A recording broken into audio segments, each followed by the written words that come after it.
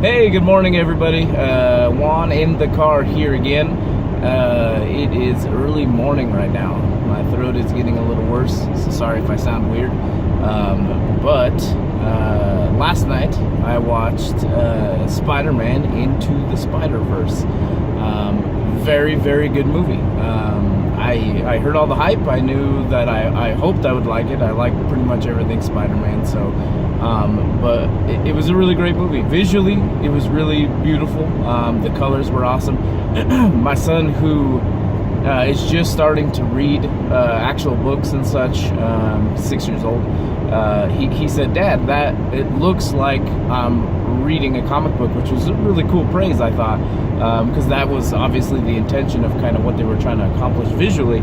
But it was a really good movie. I enjoyed Nicolas Cage as Spider Noir. That was funny. I think he kind of, out of all the other ones, even though they tried to make Spider-Gwen kind of the standout because of Miles Morales' affection towards her, I think Spider Noir stole the show. Spider Ham had his moments. At the end of the movie, my son asked me why he was eating a hot dog. And that was a fun conversation. But I enjoyed the movie. I definitely think that if you have not seen the movie, you should go watch it.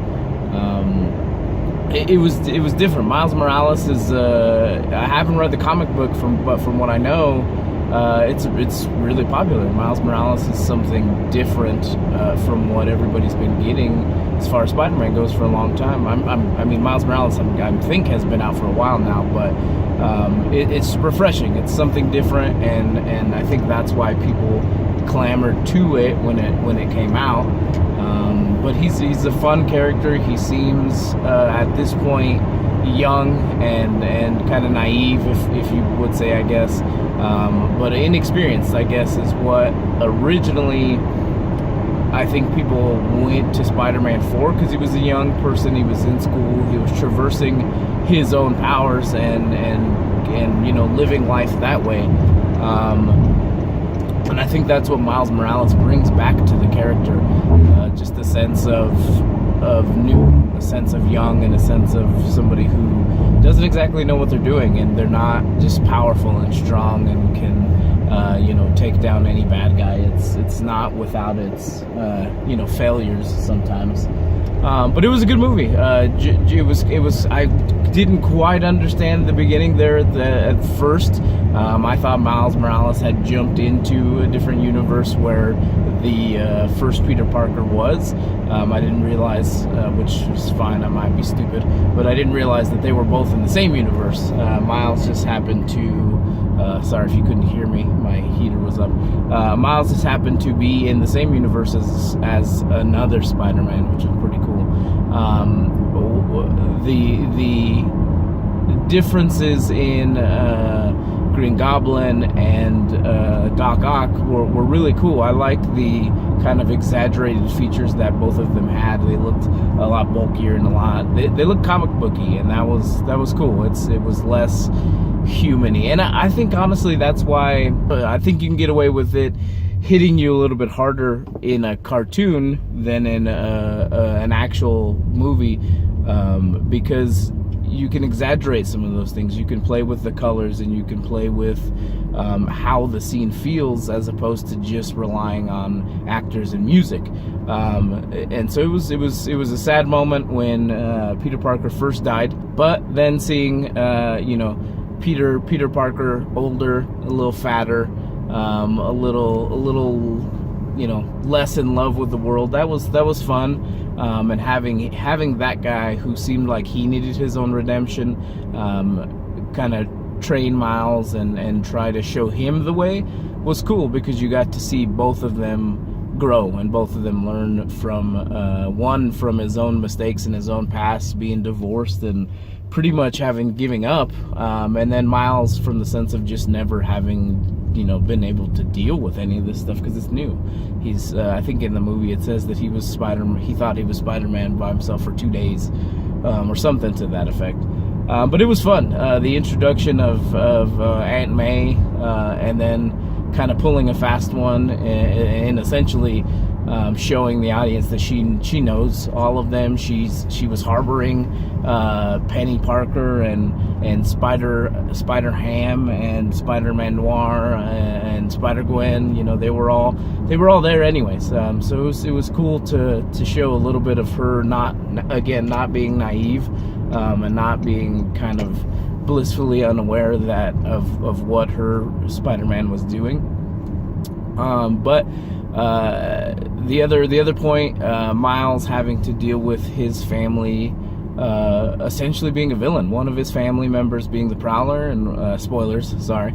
And then one of his family members being a police officer, and having to kind of deal with that at the same time because he had a better connection with the villain in the family. Was sad. I don't know why, but I've been watching a lot of kind of deeper or sad shows, you know, and so watching Miles having to cope with death in the family was a little sad. It was hard, and then having him have to deal with that at the same time as him having to try and harness his invisibility power, his electric shock venom thing. It was sad and it was cool all at the same time. I really enjoyed it.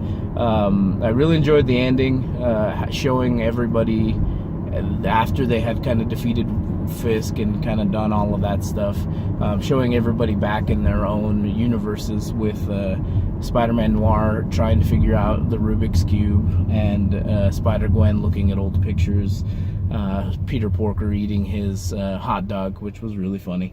But I definitely say go watch the movie. It was a really good movie. Check it out. I know that it's getting a ton of praise everywhere. But go check it out. The little ending with Miguel was fun. I'm not gonna say anything beyond that. But it was cool. It was just a few seconds, I mean. But go check it out. If you're in Colorado tomorrow, the 10th of March, make sure you come visit us at Hall of Justice Comics and Collectibles in Parker. I don't have the address on me, but I'm sorry. But it's Hall of Justice Comics and Collectibles. You can find it on the Googles. We're recording there.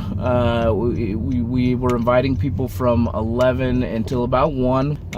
But come check it out. Have some fun. Record with us. It's usually always a good time when everybody's getting together. LA Confidential is the pop culture classic for this episode. So watch that tonight if you can. Give us your thoughts. Tell us what you think about the movie. It's an older movie. Kevin Spacey, I believe. I think it had Hugh Grant in it, but now I can't remember. Who knows if I like it? We'll see. But go check out LA Confidential. Make sure you come visit us tomorrow at Hall of Justice Comics and Collectibles, March 10th, 11 to 1 p.m. We'll be there recording. Come record, have some fun. Make sure you subscribe. I don't know if I've learned how to do this yet, but it's somewhere in this box. Albie said this was better. Hopefully this landscape view is a little bit better to see me. I guess I was a little small in the last videos. But subscribe. Hit us up on outsidelongbox@gmail.com, facebook.com/thinkingoutsidethelongbox, Twitter and Instagram at Outside Longbox. You can always leave us a voicemail at 970-573-6148. Hopefully we'll hear from you guys soon. Thanks, guys.